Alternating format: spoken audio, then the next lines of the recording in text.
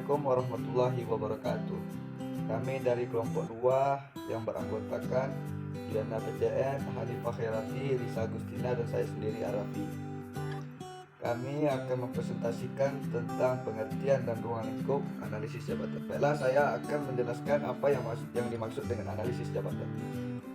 Menurut Gessler 1997, analisis jabatan adalah prosedur untuk menetapkan tugas dan tuntunan keterampilan dari suatu jabatan serta individu, seperti apa yang dipekerjakan pada jabatan tersebut.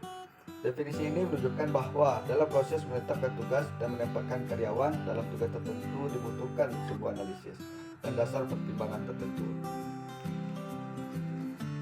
Analisis jabatan adalah proses, metode, dan teknik untuk mendapatkan data jabatan, mengolahnya menjadi informasi jabatan, menyajikannya untuk programan, kelembagaan, ketatalaksanaan, kepegawaian, dan kediklatan, serta memberikan layanan pemanfaatannya bagi pihak-pihak yang menggunakannya. Analisis jabatan adalah proses mengumpulkan, menganalisa, dan merancang informasi yang terkait dengan komponen-komponen jabatan, karakteristik, dan syarat-syarat jabatan. Sedangkan menurut Harvey, dalam Komariah tahun 2014 mendefinisikan analisa jabatan sebagai kumpulan data mengenai: yang pertama, perilaku yang mengarah pada jabatan, yaitu tugas-tugas jabatan dan prosedur kerja. Yang kedua, perilaku yang mengarah pada pekerja seperti pengambilan keputusan, pengawasan, dan pengolahan informasi. Yang ketiga, perilaku yang berkaitan dengan mesin-mesin, bahan-bahan, dan peralatan. Yang keempat, metode-metode evaluasi kinerja seperti produktivitas dan tingkat kesalahan. Yang kelima, konteks jabatan seperti kondisi pekerjaan dan sistem kompensasi. Dan yang keenam, ada ciri-ciri orang yang dibutuhkan seperti keahlian, kemampuan fisik, dan karakteristik pribadi. Ada beberapa istilah dalam analisis jabatan yang terkait meskipun terkadang digunakan secara acak dalam bahasa sehari-hari. Walaupun pada dasarnya istilah tersebut secara teknik memiliki perbedaan yang jelas satu sama lain.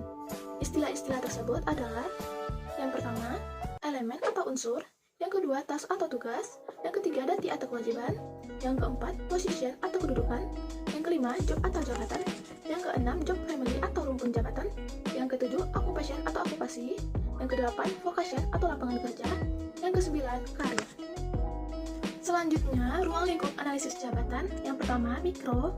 Analisis jabatan dalam lingkup mikro diselenggarakan pada tingkat instansi atau perusahaan untuk kepentingan instansi atau perusahaan itu sendiri.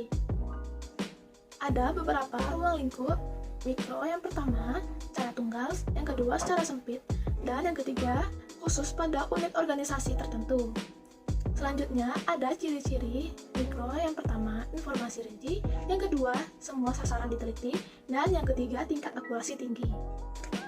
Baik, selanjutnya manfaat analisis jabatan mikro. Yang pertama itu ada penataan organisasi, studi metode kerja, pengukuran kerja, analisis beban kerja, analisis kebutuhan tenaga kerja, analisis persediaan tenaga kerja, rekrutmen atau seleksi, distribusi kerja, pengkajian, penelitian prestasi kerja, kebutuhan latihan, promosi jabatan, penataan jenjang jabatan, dan bimbingan jabatan. Baik, selanjutnya analisis jabatan dalam ruang lingkup makro. Nah, ini diselenggarakan pada tingkat daerah, nasional, dan meliputi beberapa negara. Nah, analisis jabatan ini diselenggarakan di berbagai instansi atau perusahaan yang berada di wilayah tersebut dan bertujuan untuk memperoleh informasi jabatan tingkat daerah, nasional, atau tingkat internasional. Baik, selanjutnya ruang lingkup makro tadi dia luas, umum, beberapa organisasi internasional, nasional, regional, dan sektoral, dan memiliki ciri-ciri informasi secara garis besar, mewakili sekelompok informasi mikro sejenis, dan hasil klasifikasi jabatan dalam wilayah tertentu. Dan manfaatnya penyuluhan jabatan, survei ketenagakerjaan, laporan ketenagakerjaan, laporan statistik, antar kerja umum, daerah, negara, dan latihan kejuruan. Baiklah, mungkin segitu saja presentasi dari kelompok kami. Apabila ada kekurangan mohon dimaafkan. Assalamualaikum warahmatullahi wabarakatuh.